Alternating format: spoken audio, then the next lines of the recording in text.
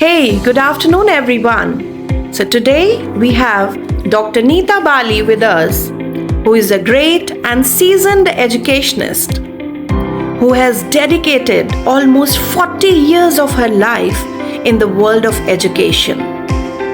She has led some biggest international schools as director principal and carved a niche for herself. Welcome, Dr. Bali. So our today's first question to you is, how has pedagogy changed over the years?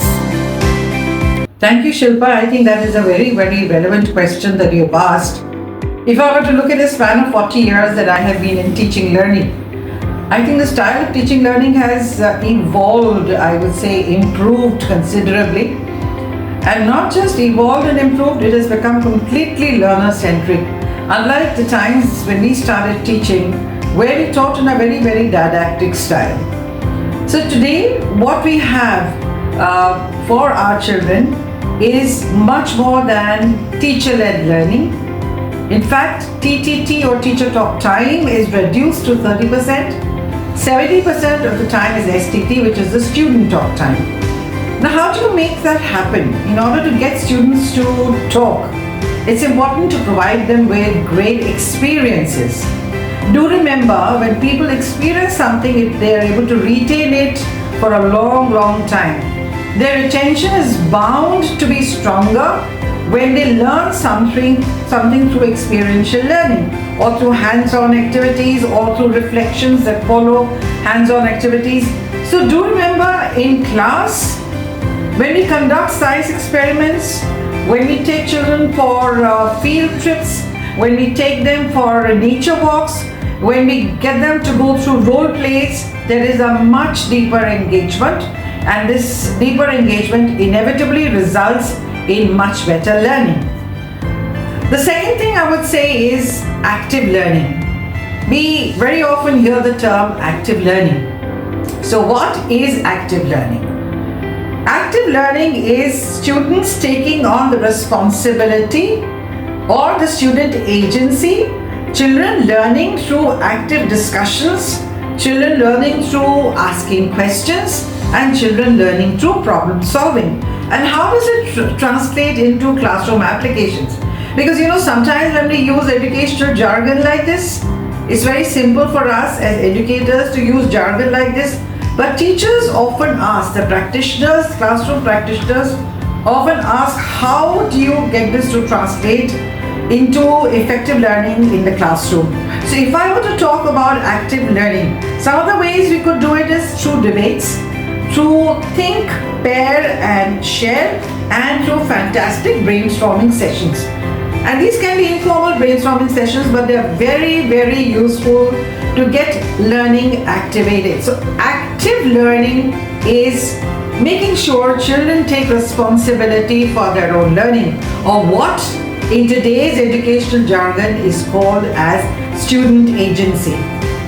Another great way, which I feel has completely changed learning, is inquiry-based learning. Kath Murdoch, who was a great propagator of inquiry-based learning, spoke about the fact that it's important for children to be prodded to ask questions, to be prodded to look for information. Once children have ferreted out information, they examine that information, they use it for learning, they come to conclusions, and then they communicate. So when you assign research-based tasks to children in terms of, let's say, case studies or real-world problem solving, I think that's what contributes to research-based learning. And let me also tell you, research-based learning, particularly in today's context, with the use of ChatGPT, has gone a long way. In fact, it is going to be becoming the norm, not merely in colleges, already a norm in the colleges, but it is also going to become a norm in schools, not just schools that teach the international curricula, because the international curricula schools are already doing that. But the schools that are transacting the national curriculum also will take on research-based training sooner or later, because they will realize the benefit of this kind of research-based teaching learning. Furthermore, I would say the storytelling approach. There was a time when storytelling may not have been looked upon as a serious exercise, but today it is. Because when you create a narrative out of something, when you start to speak of difficult and complicated concepts and simplify them through stories, children are able to retain them much better. That's one. Children are able to take a lot of interest. They do not lose interest. They don't get bored.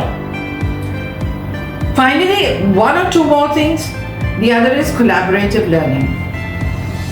Let us remember that children learn best not just with the teacher but also with their peers.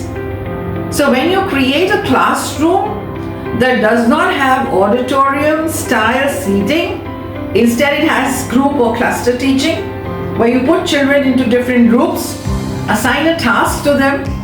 Children learn not merely the content, they very effectively learn the art of teamwork. They learn the art of collaboration. They learn the art of communication. They learn interpersonal skills. And if we talk about 21st century skills, I know it's a very cliched term used again and again, but when we talk about 21st century skills, these are the skills that are going to stand children in good stead in the times to come. In the work world, it is not the marks that you secure in high school or in a competitive exam that count. What counts more is your adaptability and the willingness to adjust and accept and acknowledge that other people with their differences can also be right.